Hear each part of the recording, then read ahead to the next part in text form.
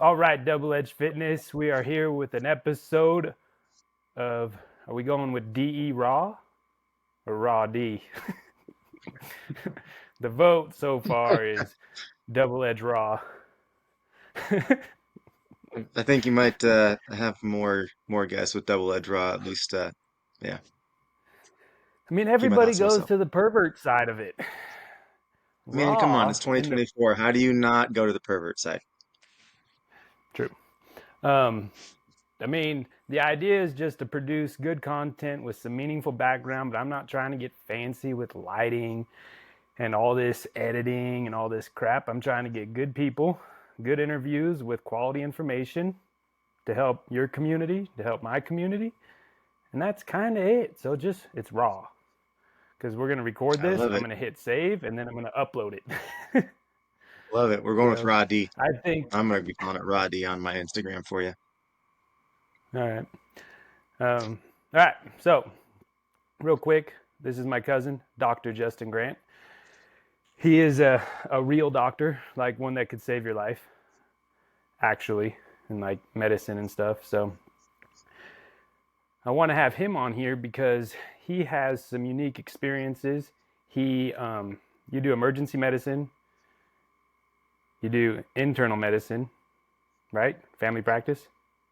Yeah, so my Why residency was don't in you tell family us what you? medicine. Yeah. So my residency was in family medicine, and then I did a fellowship in sports medicine. But my the residency I went to is fairly unique for family medicine in the fact that it was mostly based in a hospital, and I had a lot of ICU experience. So I did a lot of critical care medicine, and now in my practice, it's also kind of unique as far as a family doctor is concerned, because I do. In fact, I just a couple hours ago got off my ER shift. I work in the ER and cover that, and then any patients we admit while we're on shift, we cover them in the hospital, and then we provide hospitalist medicine. In clinic, though, I don't really do any family medicine. I do more with what my fellowship was. I do sports and spine, and with the sports and spine, Okay. I do lots of exercise rehabilitation, a lot of nutrition. Um, I also funnel the Wait, appropriate what the patients who hell need did you spine just say? surgery. Wait, you're a doctor that does nutrition and exercise, Yeah, yeah, we can get like more as into that too. medicine? Yep, as medicine. Yep. Dave, I We can can't definitely blow get more into mine that because though it's hard to too. find in this town. Yep. Well, I think there's basically well, only one provider in this town that does that. now there's a few reasons for that I think is a systems problem, but we can definitely get into that. But yeah, so I do a lot of that. Yeah, it's basically my practice in a nutshell. I do emergency medicine, hospitalist medicine, and then sports and spine. Cool. So, Right on, man. So we've been chatting back and forth. You're one of my medical consiglieres. You, my wife, and your mom, basically. mhm. And something that's come up, a couple members ask, there's a lot of online fugazi around this word, this chemical that occurs in nature called caffeine. Mhm. And you caught me making a post that I was going to do a little research on it. Yep. And then you sent me a pretty in depth PowerPoint presentation that you did on the topic of caffeine. So, question one: is coffee consumption going to kill me? Short answer, no, but there's definitely more to that. To give a or to give a full answer, I think we should dive into some more questions. But short answer, no, it's not going to kill you by itself. By itself. So, if I mix it, dead meat. um, Depends on what you're mixing it with. I'm trying to think where to start because your PowerPoint was in great detail. I might be best that you just review your take on caffeine, and then I'll ask questions in regards to sport, as far as a pre-workout, as far as when you should cut off during the day, and so forth. Um, so why don't you just give the detail highlight version of that presentation you did? You did that for a bunch of other medical doctors, huh? Yep, yep, I Yep, did. yep. So, okay, So so I guess drop us some in knowledge. general The PowerPoint you're referring to is based a lot around a particular article written in the New England Journal of Medicine about coffee consumption, coffee and caffeine and health and longevity. Um, you can't base I'm not really going to take caffeine by itself outside of coffee and separate it completely Okay. because most of that was just around coffee. If we look Okay. at coffee, coffee by itself is, like you said, just from nature. It's a plant. It's something that we can consume. Doesn't mean it's good or bad for us. I think the answer is a little more nuanced than just is it something I should have or shouldn't have. To back up for a second, everything is in moderation, right? So, I mean, if you drink too much water, you can kill yourself. Okay. I think the same thing applies for coffee. Now, having said that, we're also not going to avoid water and treat it like the plague. We need it for life and sustenance. Now, coffee isn't necessarily needed for life, but that doesn't mean we should throw out the baby with the bathwater. I think the problem is where coffee starts to get its bad rap is number one, people will consume it in the gallons. I've been guilty of that. And then you have negative health effects with that, and you lose the health benefits. Um, Same thing, people will just go to Starbucks, and first of all, Starbucks black coffee tastes terrible. And so they end up putting a whole bunch of Sorry, crap in Gary, it. You your get all coffee these sucks. syrups and sugars and all this kind of crap, and then you negate all the health benefits of that. And coffee is crap for you in that way. You're actually going to get more of a crash with all that stuff in it. So having said all of that, is coffee going to kill you? Clean, good coffee, no, will not kill you. Can coffee be good for you? Absolutely. Saying that as a blanket statement, but it doesn't fit for everybody. When we start getting down from individual person to person, some people can metabolize caffeine a lot faster than others, and it will affect some people a lot more than others. So at the end of the day, you still have to experiment a little bit. For example, the average half-life of caffeine is about 8-ish hours, but some people can metabolize it 2 to 3 times faster, and some people it takes up to 24 hours. So that's why some people like my wife, she tries to have some coffee and once in a while will, but it really affects her and she feels really amped up. It can affect her entire quality of the day and sleep, and so just it's not as good for her. Now, all of that stuff aside, I feel like that has to be preemptive for people to understand what I'm about to say. Coffee itself is potentially very, very good for you. There's lots of things in coffee. There's hundreds of compounds in it. Just to name a few, I did pull this up because I always have to read them to make sure I'm saying them correctly. So, um, chlorogenic acid. It's an antioxidant. It protects your liver. It can protect your heart. It can protect your brain, and it actually lowers blood pressure. So everyone thinks of coffee as just the caffeine component. Oh, I don't want it because I have high blood pressure. Well, black coffee has compounds in it that lower blood pressure. At first, the caffeine portion may have a temporary spike, but then you start having a slight decrease in blood pressure. Now, it's not enough to use to say I'm going to take coffee to treat my blood pressure. That is not what I'm saying. And also, I need to say everything I'm saying on here is not medical advice. Go talk to your own individual physician. Don't don't try and sue I'm my gonna ass if you go I'm have gonna a be cup of making coffee like and a have a heart clip. attack. Yes. Yeah. So, I'm gonna be making a um, clip in front of every one of my videos that says this is not medical advice. Do your own fucking research. yeah, yep. Um, okay, so that's just one of them. Trigonoline's another one, can actually lower blood sugar. It can lower your cholesterol. Also neuroprotective. Specifically, I think some of the studies were referring more to like cognitive impairment, or cognitive decline, such as Alzheimer's and other forms of dementia. It can be anti-migraine, which is counterintuitive. A lot of people say that, oh, if I have a whole bunch of coffee, I get a headache, or if I end up coming off of my coffee high, then I get a headache. And that's more, again, not following this rule of moderation. So if you have a couple cups of coffee, some people are actually successfully using it to help treat their migraines. It can help with memory. So, It's one of the reasons. Go ahead. okay.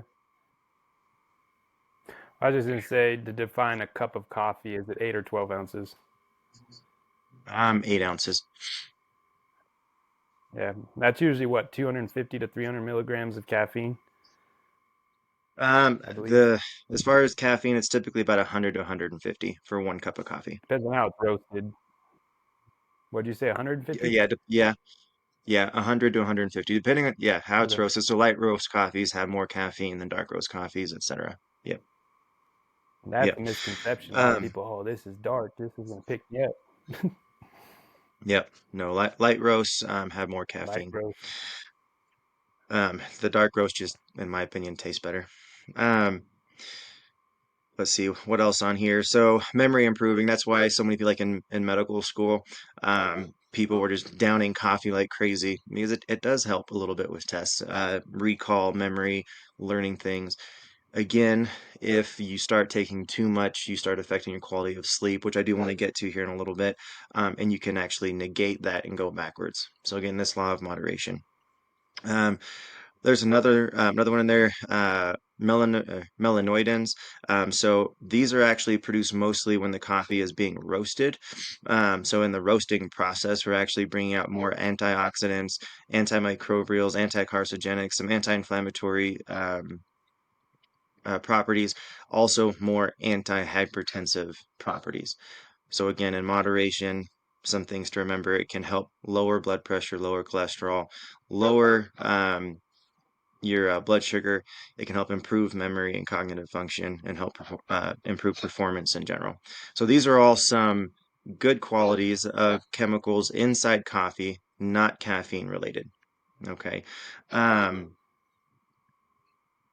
the caffeine itself, like I said, can slightly increase your blood pressure. However, it doesn't seem to be sustained super long unless you're having huge amounts of it. Um, any questions so far? If I start diving into a lot of this without some conversation, it's going to get a little boring. But do you have any Oh, questions so far yeah. or thoughts?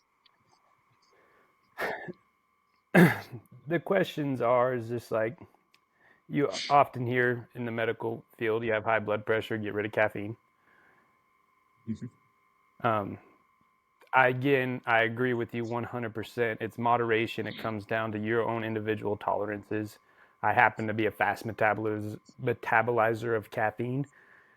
I have the genetic test that says I'm a, I have the genes for it also, and I know it to be a fact with my own tolerances.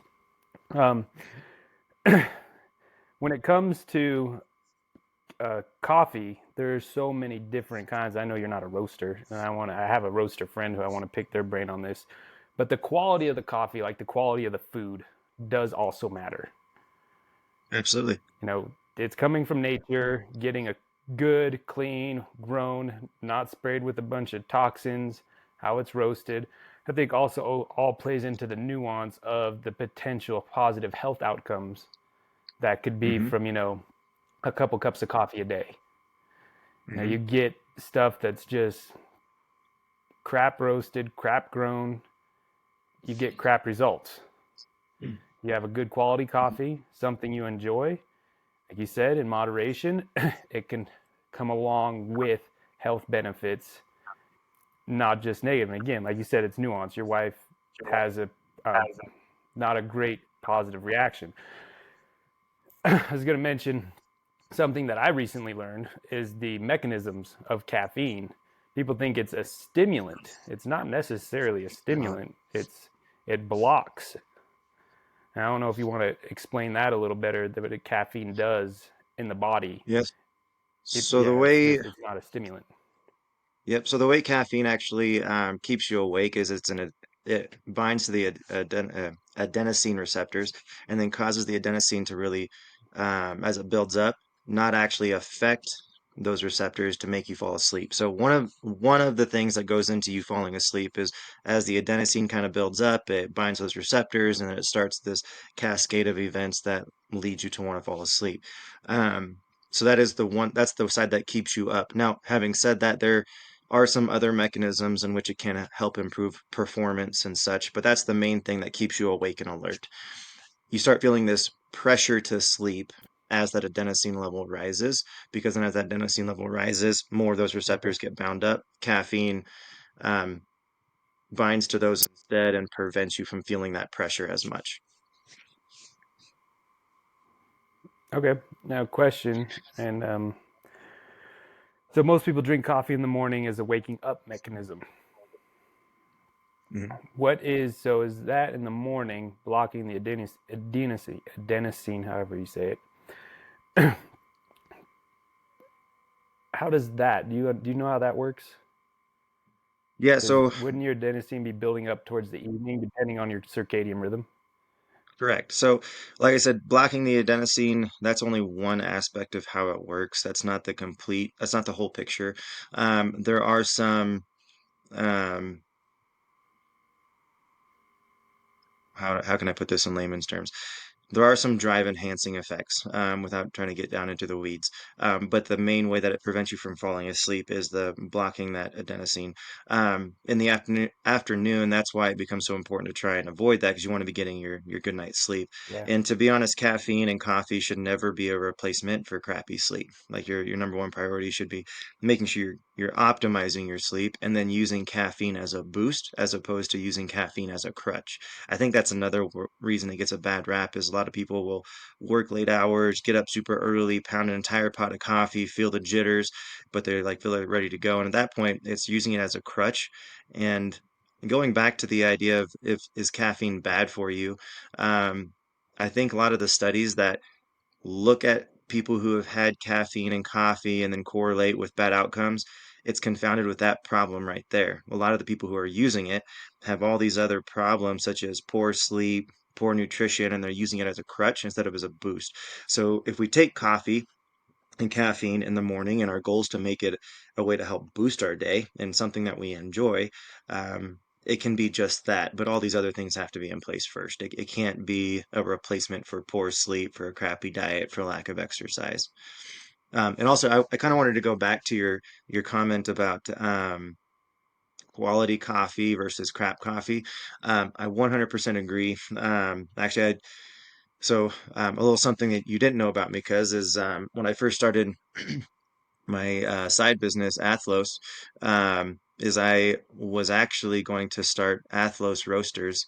And so I was doing quite a bit of research on it, read this really nerdy book about coffee, decided didn't want to go down that road yet, but if we take the study or the article written in the New England Journal of Medicine, you know as well as I do, mainstream medicine hasn't really caught up with the idea of the quality of your food is just all food. So those studies, the good news is those studies lump in all the crap coffee like Folgers, etc., and still showed that 3 to 5 cups of coffee per day had a benefit on all-cause mortality and by decreasing all-cause mortality, decreasing cardiovascular disease, decreasing blood sugar, there's diabetes, cholesterol, risk of dementia, improving performance. So I had all that lumped together.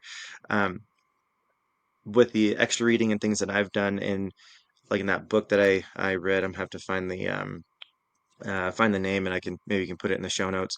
But anyways, he actually talks about the idea of like organic coffee versus shade grown coffee. Something interesting about coffee and like shade grown. So in order to produce more coffee, people started changing the way that they farm it. So in its purest form, coffee usually Surprise. grows under canopies of trees, right? And that shade grown coffee turns out it has more of these healthy chemicals that we want in it, the antioxidants, the neuroprotective agents, cardiovascular protective agents, etc. So the shade grown coffee is really where that at shade grown organic coffee. Um, in order to produce more, they started cutting down all these forests so we don't have the canopy cover, and now they can grow more coffee. Um, but it's just not the way that it was intended. So I think getting back closer to the way it was all designed and intended, the better benefits it is for us. So, Yeah. No. Yeah, I agree 100%. Where coffee is sourced, it actually really matters. So, next questions in. So that gave us a nice background that, depending on your individual tolerances, 2 to 5 cups. I haven't drinking 5 cups in coffee. I don't know if I ever have, but there's a good chance that I have. But in general, I'm a 1 to 2 cup per day. Well, I have to do the math on that. It's about 10 ounces, so 20, so 2.5 cups per day.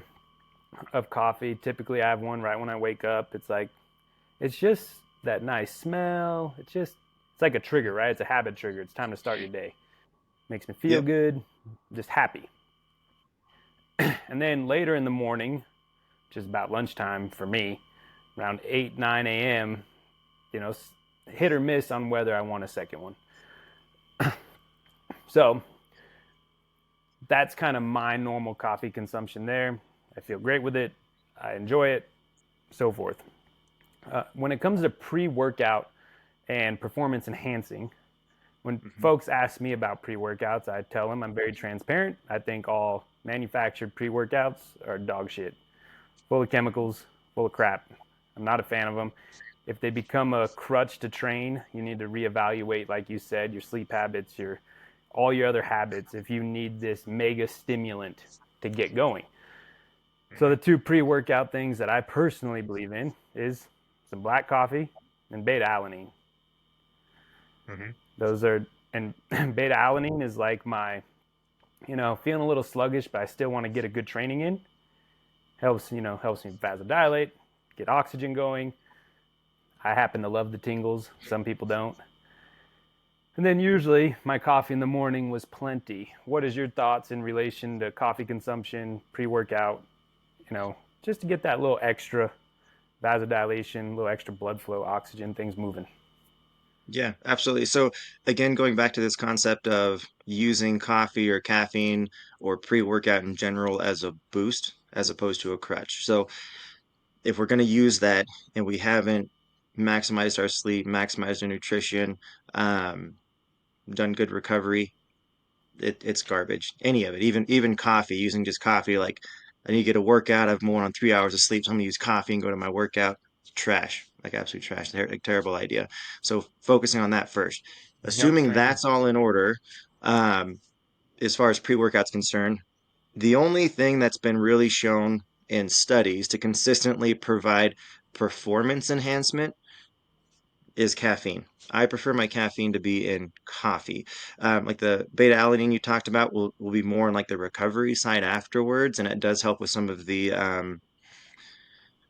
oh um, the vasodilation and things that happens and can have a little bit of an ergogenic effect. But really, by far and away, caffeine has been the winner in every study as far as what helps with performance. Now, long term, some things that are being shown to help add to your pre-workout. Um, I'm putting in electrolytes if you're doing more of an endurance thing. So electrolytes with caffeine if you're doing more endurance. If you're doing more just like power and strength, probably just the caffeine. So tailoring it a little bit to what your workout is. But in general, for me personally, I just all I use for my pre-workout is caffeine. So my day starts at 4:45 every morning. I get up, I'll have 2 large glasses of water. I'll make myself a cup of coffee. By about 5:15, 5:20, I'm starting my workout. And that's all I have is just the coffee.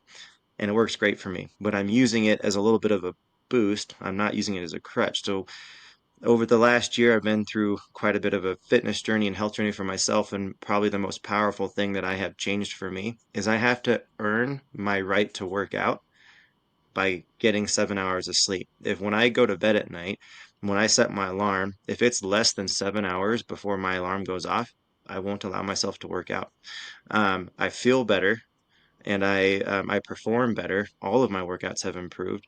Um, and if that's the case, no when I'm junk focusing training. on that, say what?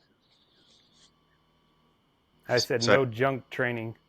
yeah, exactly. No junk training. So everything's quality. So when I do that, then the caffeine and the coffee I have in my pre-workout is truly a boost. It's not a crutch. I'm not dragging myself into the gym and then drinking a whole bunch of caffeine to try and get myself ready to go and wired only to crash later and then start my body into this terrible cycle of breakdown that never recovers, leads to sickness and everything else.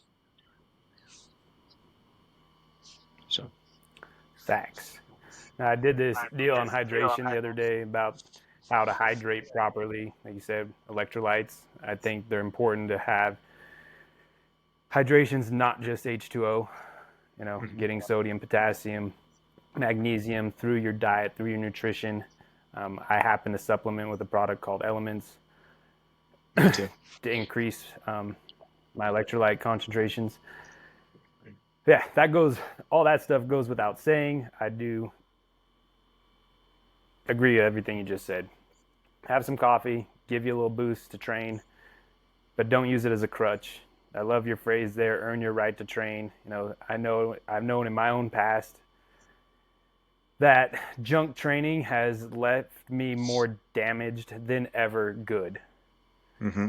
The mental side of like, oh, I need to get a workout in, I'm getting behind, I'm losing, I'm getting fat, like whatever it is during certain periods of my life, since kids were born, business, all these things, that I would at times rely on stimulants to get a workout in that ended up being junk.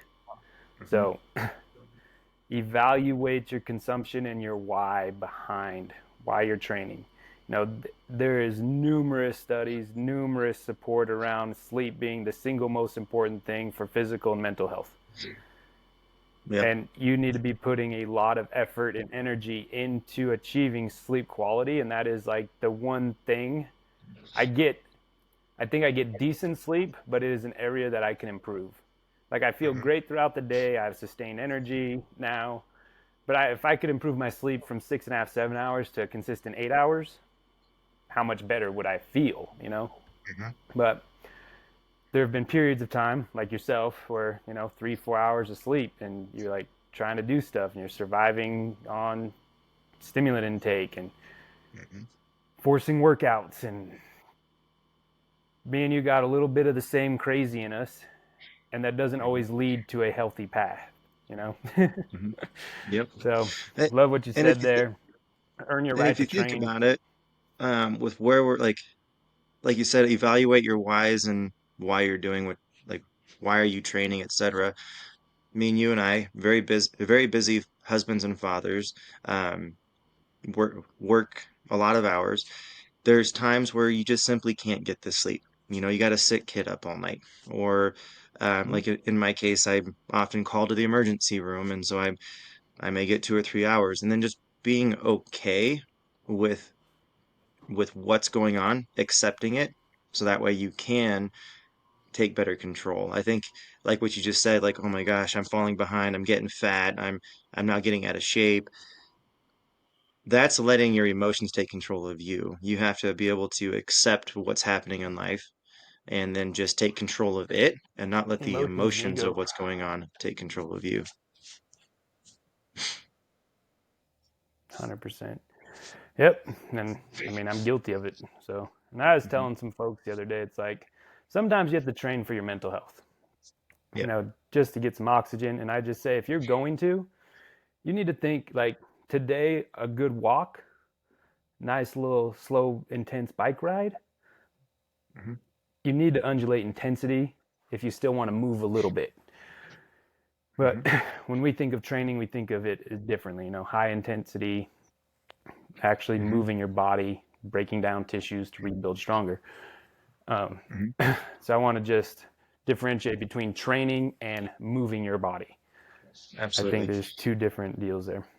Absolutely. And I think Cool. every day we should move, All right. even our recovery off days. It Taking that line of thought, even on the days that I've gotten like 2 or 3 hours of sleep, if I can just get out, like, so like it's a beautiful day out right now, if I can get out and go on a 15, 20-minute walk in the sun, even with just a few hours of sleep, that is still moving. We're not training, but we should still move every day. 100% agree with that. Body needs to move, getting fresh. That's another area that I need to improve is sunlight. I mean, I go to work in the dark. I'm inside the gym all day. So not exposure to sunlight. And then I have like a window of like 2 to picking up the kids and then it's already dark again. So Yep. yeah, move every day, get sunlight on your body, get oxygen moving. These are all great things to facilitate hopefully another great night of sleep to wake up and train. Circling back to caffeine, something I'm very adamant about is, like you said, the half life for most people is 8 hours. I'm usually trying to fall asleep in bed by 7 p.m. because I wake up at 3:30 in the morning. Mhm. People need to figure out their cutoff time, but I think it's a great rule that you cut off all caffeine intake no later than 12 in the afternoon. Yeah. That just So seems like a good spot. Like, yeah, so for me, I usually cut mine off at about 1 in the afternoon. But the I think we should explain what half-life means. I think probably most people listening to this will understand, but just like a quick recap. If I drink 100 milligrams of caffeine in 8 hours, I still have 50 milligrams in my system. And 8 hours from then, I still have 25 milligrams in my system. 8 hours from then, I still have 12.5 milligrams. So for that reason, like if you're still, let's say so you have in your last cup of theory, coffee, there's yeah, caffeine in your body all the time. yep, exactly. And so in theory, then it's still blocking some of those adenosine receptors that make it harder to sleep. And that pressure doesn't just make you go to sleep, but it helps you go into deeper sleep. So then it's affecting your deep restorative sleep as well. Um, so with that being the case, knowing some people are faster and slower metabolizers, if you're an extraordinarily slow metabolizer, maybe coffee and caffeine really isn't for you because let's say you have one or two cups in the Yeah. morning, by the time you go to bed, you still have a significant amount of caffeine in your system. If you're a really fast metabolizer, like myself, like you, it doesn't seem to stick around quite as long. But in general, that's why the cutoff. If you're focusing on good recovery, good performance, and you're really wanting to be able to crush the day, you have to be able to get a good night's sleep. To get a good night's sleep, if you're using caffeine as a crutch, you're now making this terrible cycle that you're just going to keep falling and spiraling into, where it's like, I got to have the caffeine to function in the And day. it keeps I have building. this Yep, I have this busy stuff I have to do in the afternoon, so I'm having another cup at 3 o'clock, and then my sleep suffers because of it. So that's why if we can have the discipline to cut yourself off at, I think noon's a great time to do it. Cut yourself off early enough in the day that you at least get the majority of that caffeine out by the time you're going to bed. You'll get a better night's sleep. I'm curious too, is there a saturation point? There are only so many receptors in your body that with this half life, right? So 8 hours, 8 hours, 8 hours, especially if you're a slow metabolizer. So you're repeating every 24 hours, 2 cups of coffee. Hmm. In theory, there's always, not in theory, there's always caffeine in your body, could Hmm. be functioning on these receptors. So, as a slow metabolizer, you go through a binge of a few weeks of heavy caffeine consumption. That could really build up into a snowball of negative effects. Absolutely. And that Absolutely. might be good for some people. I mean, if you're going through one of those phases of life where it's like, oh, you feel the need for caffeine. I mean, when Claire was in the hospital, my caffeine consumption went up. Hmm.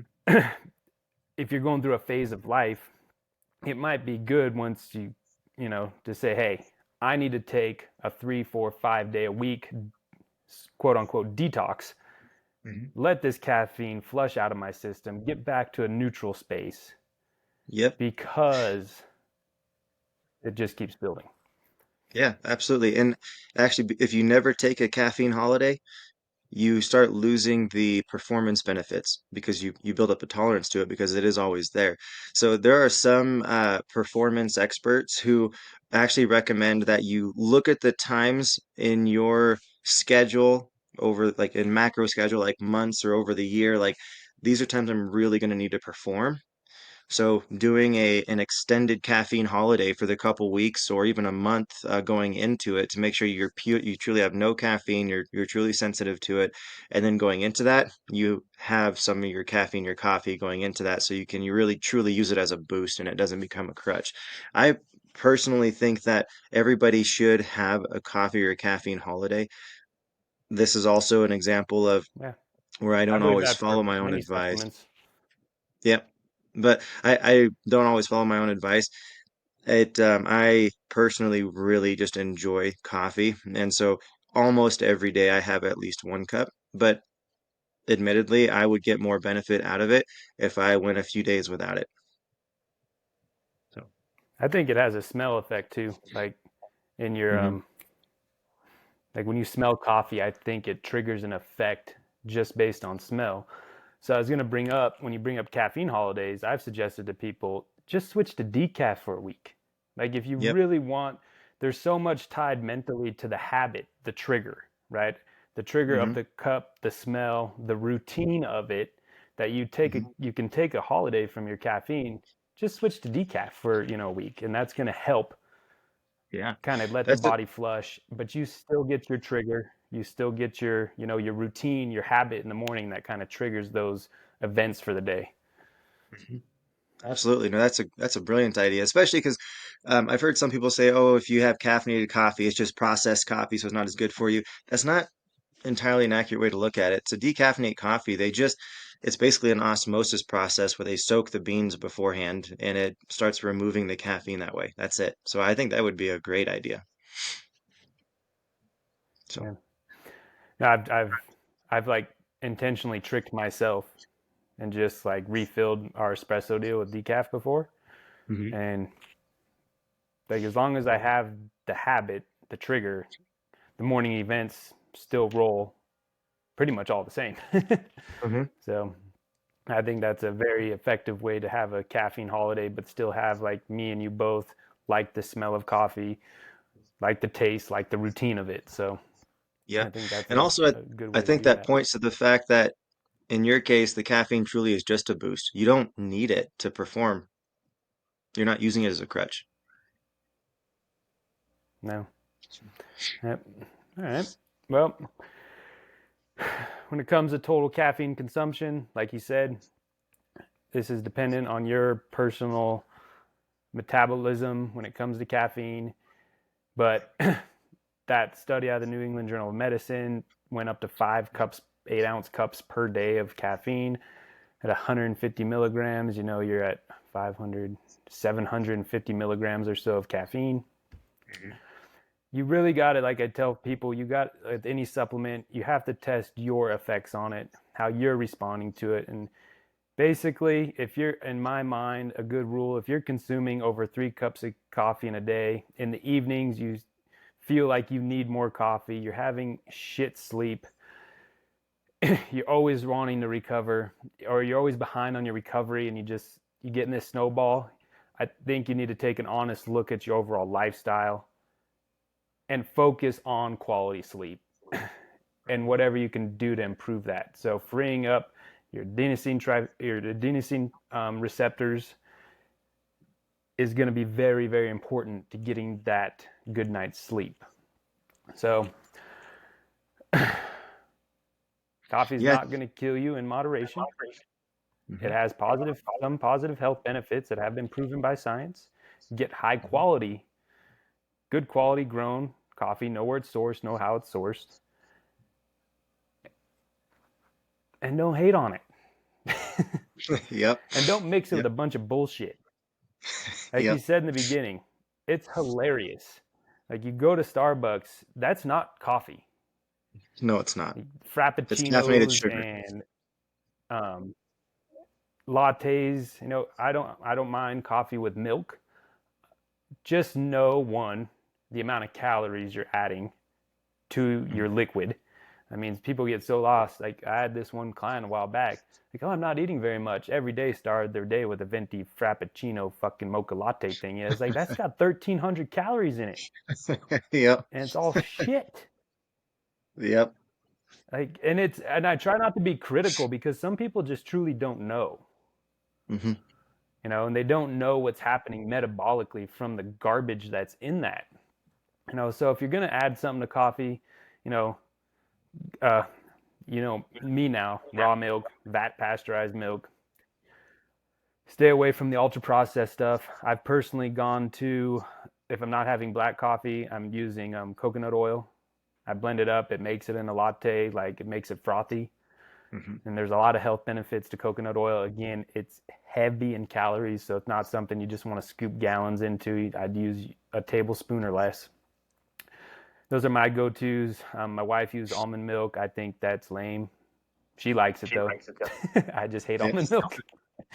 Me too. Um, but be very mindful of what you're adding to your coffee, how you're making it, because there's also can be a lot of trash that comes into that world. The syrups, every single syrup is garbage Hmm. in my mind. Like I don't care. I mean, sugar free is probably even more garbage, but all the syrups, the flavorings, that coffee mate bullshit, I hate that stuff.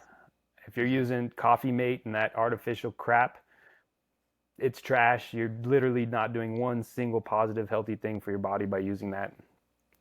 Yep. Um, and then the flavored coffee beans, I think those are all trash. Hmm. If you're They getting also don't flavored taste very coffee good. beans that are They whatever, taste like trash. they don't. I agree. So you really want to get coffee that's extracting the natural aromas. And the roasters out there, especially a lot of local roasters here in our area, are getting, I mean, they do a great job of extracting flavor, nice flavor profiles without all that artificial flavoring added to it. So just keep it simple, keep it close to nature, and stop adding bullshit to your diet that you don't need to add. So, Yeah. and it's real easy for people to get a little weird with coffee. I think half and half is good. Again, I don't do the ultra pasteurized stuff anymore, but you can find it without it being ultra pasteurized. So look into all those things and yeah, enjoy your coffee. I know you got to take off here in a second, but I want to tap one more thing that I'm planning on doing a follow up with you on. And this will just lead into our next episode, blood work. Now, I've been on a blood work crusade, getting to know my levels. Some of the things I've texted you, like, cuz stop thinking about it so much. Some of the things it's like, hey, we want to improve this. Hmm. But when it comes to fundamental wellness blood work, I've read Peter Attia's book. I think you have too. He has a Hmm. laundry list of blood work. In Reno here, um, doctors aren't like I've had a few members at the gym go in with his blood work that he calls for, and most doctors won't even entertain it. It's been quite frustrating. Now, a lot of the people at the gym go to my wife. My wife will order the labs, and in one situation, she actually ended up saving a lady's life because three other doctors wouldn't order. I can't remember the labs, but she ordered them. Found out that she had some major artery issues. She ended up having to have a stent put in, and on all accounts, she was like a healthy individual. Hmm. So I do think blood work, blood markers, blood pressure, monitoring your blood pressure, I think all these things are part of living a healthy lifestyle. Hmm. And I was wondering, we don't have to get into the weeds of it now. Don't want to because one, you got to leave, and this could be a very good, lengthy conversation that we can prep on. But main blood work that you would like to see somebody my age, mid 30s, early 40s, like, hey, you should be doing this at the minimum annually to keep tabs on it's not metabolic health, but what's it called? What's the fancy word? Yeah, I think Blood metabolic markers? health is No, it's got to be a fancier word than that. no. Yeah. Yeah, metabolic health is a good way to think of it. Cool. So, yeah. Yeah, so gosh, that's also a very nuanced question that I'm excited to talk more about. In brief, the reason why like those other doctors didn't even want to consider that is because if we're just looking at what's established in the scientific literature, routine blood work has not really been shown in what the studies have been done to decrease the chance of anyone dying or finding disease in an asymptomatic person. Now, this is where the nuance comes in. When we start looking at studies, that by itself takes a lot of time and thought, and it's never straightforward. For example, I used to say you would never be able to find a study on the parachute, okay? But you're never going to jump out of a plane without one, are you? However, there is a study on the parachute. The study actually shows that if you jump out of an airplane with a parachute, you are more likely to get injured than if you jump out without one. If I leave it there, it sounds like, well, shit, I should never jump out of a plane with a parachute. No one's going to do that. Here's why. The study was done with the plane on the ground. So if you jump out of the plane with it on the ground, you're more likely to roll your ankle or something like that if you have a weight on your back. Okay, so there's good studies, there's shit studies, there's studies in between. And so when we look at it that way, That's epic analogy. yeah. So when we look at it that way, it becomes much more nuanced and requires a lot more conversation. In short, I do think there are some labs that are beneficial. I think that it people should be looking more at their fasting insulin than their blood sugar or their A1C.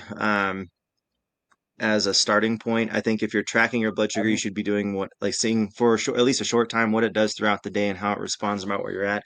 The reason why is because if we're looking at diabetes, by the time we make the diagnosis with an A1C, you are years behind. So like the USPSTF right now, or in other words, the standard guidelines for mainstream medicine recommend starting to screen for diabetes at 35. That is way too late, in my opinion. That process, if you are 35 and we find you have an especially because A1C of people are assholes when they tell 6.7, me. so now you're a diabetic, man, we should have caught that 3 or 4 years ago. And the way we catch that is not with an A1C. It's with an insulin level, et cetera. There's a bunch of different ways to look at it. Same thing like the cholesterol panel. It's a starting point, but at the end of the day, it's just that it's a starting point. Like you mentioned Peter Attia's book. I've actually followed him since medical school. The guy's brilliant. I love a lot of what he has to say. Um, the the other things we should be looking at, like apolipoprotein A and B, E, et cetera, those different things we should be looking at. Um, Unfortunately, a lot of mainstream medicine doctors just aren't aware of it. So, like you said earlier, like you um, try not to criticize your client because you know the venti mocha frappuccino with 1,300 calories, they just don't know. Unfortunately, like there is so much information out there. As much as doctors spend in school, as much as time as doctors spend studying and taking care of patients, there's just still so much out there. And unfortunately, like that knowledge has not yet made it into mainstream. I think because of people like Peter Attia, it's starting to make its way there. Um, but yeah, those are definitely things that I think should be looked at more. And I think in our upcoming conversation, we can definitely dive into the weeds Hmm. more on that. Yeah, just in short on this, like what you just said, doctors, I also think they're presented with a lot of people that just don't give a shit about their health. Hmm. They come in, they order the routine labs that are the standard, and you're in this range, this fucked up range that's based on, we'll get into that when we do the blood work talk, but these ranges are garbage also. Yep. um, Going through it with myself, I happen to have a little bit of influence in where I get my blood work done. And, I had to request all this stuff, but the person working with me hadn't heard of quite a bit of it. Hmm. And he became very interested in the process with me, and he's been learning a lot. So, you know, like you said, don't hate on doctors.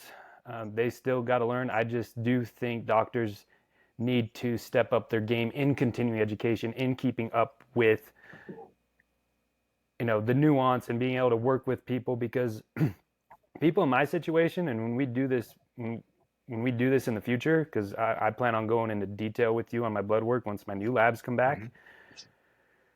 um, no doctor would ever in their right mind look at half the stuff I've been looking at and that I've been trying to optimize for the long game, not just a snapshot health today. Yep. So, you know, I'm really excited to review a lot of the things with you, and go back and forth on just my thought processes around how I'm approaching it as an individual, Hmm. your thought processes around what you're seeing with me as a physician, knowing how we both are, how we train, how we prioritize our lives, how we prioritize our nutrition. I think it'll be a really good conversation around all things blood work. I mean, I'm talking hormones, lipids, um, glucose. The only thing I haven't been able to get somebody to get, I got to get a fasted insulin. I haven't been able to score that one yet. I'm sure it's going to be um, good. so, yeah, I'm excited about that case. Yeah, so I think And we might do one on overall blood work. I was just gonna say in the future, coming up, future episodes, I want to do one on overall blood work when we review kind of my blood work. I want to do one specifically on blood glucose and all the nuance around glucose. And then I want to do one around male hormones Okay, and the nuance around that. we can definitely So do that. Um, I'll give you time to prepare. awesome. I'm looking forward to it. Another one I would like to add to that is talk about this idea of the dichotomy between health and performance as opposed to medicine, and talk about this little bit of talk we just touched on about the problems that doctors struggle with to Mm-hmm. actually treat patients, and where this might sound kind of controversial, but at the end of the day, doctors are expected to heal you, and we don't heal. Um, Lots of medicine's problems patients should be seeing in the mirror. So I would love to have a conversation about that. Awesome. Really looking forward to that because I know you have I to think get we to an appointment. I really I lost your audio there, what cuz. that's it. All right. Well, I was just gonna say I really appreciate your time. I'm looking forward to doing this more often with you. It's a good way for us to catch up, anyways. So are you there? Getting me? There we go. Your audio went away. I missed like the last 30 seconds. Yeah, I'm here. What'd you say?